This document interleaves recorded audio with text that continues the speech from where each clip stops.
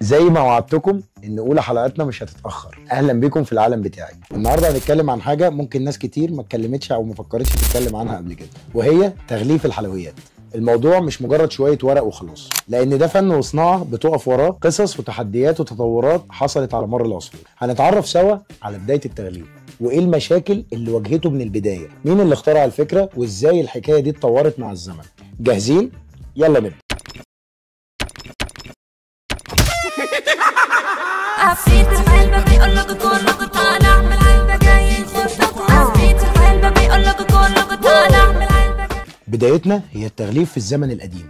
زمان في العصور الوسطى ما كانش فيه سوبر ماركت ولا محلات شيك زي دلوقتي. الحلويات كانت بسيطه جدا جدا جدا، ممكن تلاقيها معموله من شويه عسل، شويه مكسرات، حاجات بدائيه يعني. والحفاظ عليها ان هي توصل لك سليمه كان تحدي كبير وصعب جدا. وكانوا بيستخدموا التغليف اصلا ان هو وسيله عشان يحافظ على المنتج بتاعه من الطين والتراب والتلوث. كان بيستخدم شويه ورق خام عنده او كتان او شويه احبال، حاجات بدائيه جدا، او اي حاجه تتلف حواليها تحافظ عليها ان ما تتلوثش او يجي عليها تراب او طين. الفكره بقى كانت هنا عندهم ان التغليف ده مش فخامه ولا منظر ولا حاجه، ده هو حفاظ على المنتج بس، والمهم عنده انه يوصل للناس سليم ما يتضرش. طب ايه المشاكل بقى اللي واجهتها صناعه التغليف؟ اول حاجه، ازاي الاقي مواد وخامات للتغليف تكون كويسه وتناسب نوع الحلويات اللي انا بصنعها. يعني مثلا كان قدامه ايه؟ ورق بردي، ورق كتان، كانت حاجات رخيصه بس ما كانتش بتحافظ على المنتج اللي هو بيقدمه، بل بالعكس كانت ممكن تتلفه وممكن يفقد الطعم بتاعه او شكله. كمان في مشكله تانية، ان التغليف نفسه حتى بعد ما بيغلفه ما بيقدرش يحافظ على نفسه ان هو محكم لفتره طويله. يعني ممكن بعد شويه تبص الحلويات اللي انت خدتها ولففها في الحاجه دي بعد شويه مكشوفه. ليه؟ لان اصلا ممكن يكون رابطها بحاجات وخيوط بدائيه. المشاكل دي بقى خلت الحلويات في الاخر مظهرها مش جذاب، ومعظم الناس اللي مقبله ان هي تجيب حلويات كانت عندها عنصر القلق من النظافه والجوده، وفكره انك تشتري حاجه مغلفه عشان تحس بقى بيها ان هي نظيفه ومضمونه وتقدر تاكلها ما كانتش اصلا موجوده. ففي الوقت ده خلى الناس ايه؟ غير مقبله تماما ان هي تشتري حلويات. كان الموضوع بسيط جدا، كانت الناس في التوقيت ده غير مقبله على الحلويات غير لو اتاكد مليون في المية ان هي طازه وفريش وهيلحق ياخدها وياكلها، او معمول لها تغليف بطريقه مضمونه زي الحليب،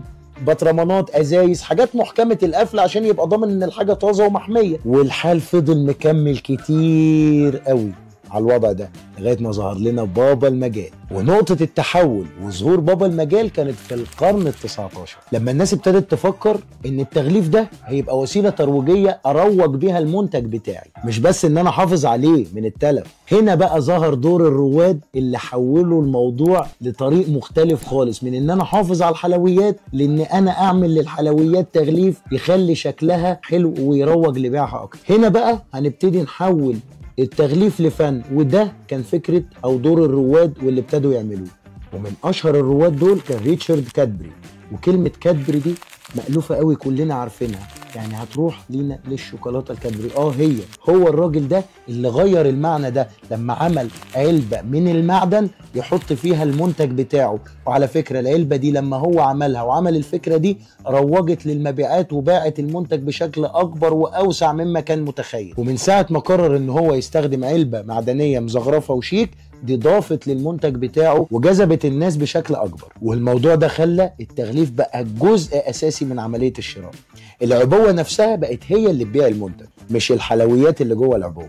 يعني الناس كانت بتشتري العلبة في الوقت ده عشان شكلها، وده ساعد في تسويق الحلويات بشكل مختلف. ومش بس كده، ده ابتدت بقى تظهر المواد الجديدة زي الورق المقوى والبلاستيك والورق المعدني وورق الفويل اللامع اللي بيدي طابع وشكل حلو جدا للحاجة. وده بقى فتح مجال لتصاميم أكثر إبداع، وكمان ساعد في حفظ الحلويات لفترة أكبر. وفضلنا محتفظين بالطريقة دي لغاية ما وصلنا للقرن العشرين. وفي القرن العشرين ده بقى الأمور اختلفت تماما. مع دخول التكنولوجيا الحديثة استخدمنا مواد زي البلاستيك والألمونيوم وحتى ورق الفويل اللي بيدي لمعان وشكل حلو. المواد دي بقى كانت بتحافظ على الطعم والريحة، لكن كمان لإبراز الماركة. يعني تلاقي التغليف مكتوب عليه معلومات التغذية ومكونات المنتج، وحتى تلاقي قصص صغيرة عن تاريخ الشركة المصنعة. كل ده بيدي إحساس ثقة للعميل ويحسسه هو عارف بيشتري إيه. النهاردة بقى الشركات الكبيرة والشركات الصغيرة مش بتتنافس بس بطعم المنتج، لكن كمان في التغليف بتاعه. بقى في عبوات قابلة لإعادة التدوير،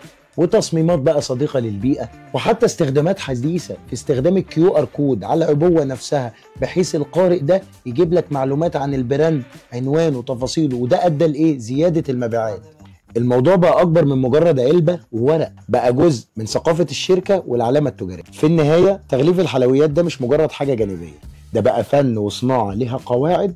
زي ما شفنا إن التغليف بدأ بفكرة بسيطة واتطور لغاية ما بقى جزء أساسي من المنتج نفسه. رحلة طويلة مليانة ابتكارات، والناس قررت إن هي تفكر بره الصندوق. فكل مرة بتفتح علبة حلويات جديدة لازم تفكر إن وراها حكاية طويلة ورحلة إبداعية. ولو أنت وصلت للفيديو لغاية هنا لازم أشكرك، ومستنى أشوف تفاعلكم وأسئلتكم واقتراحاتكم.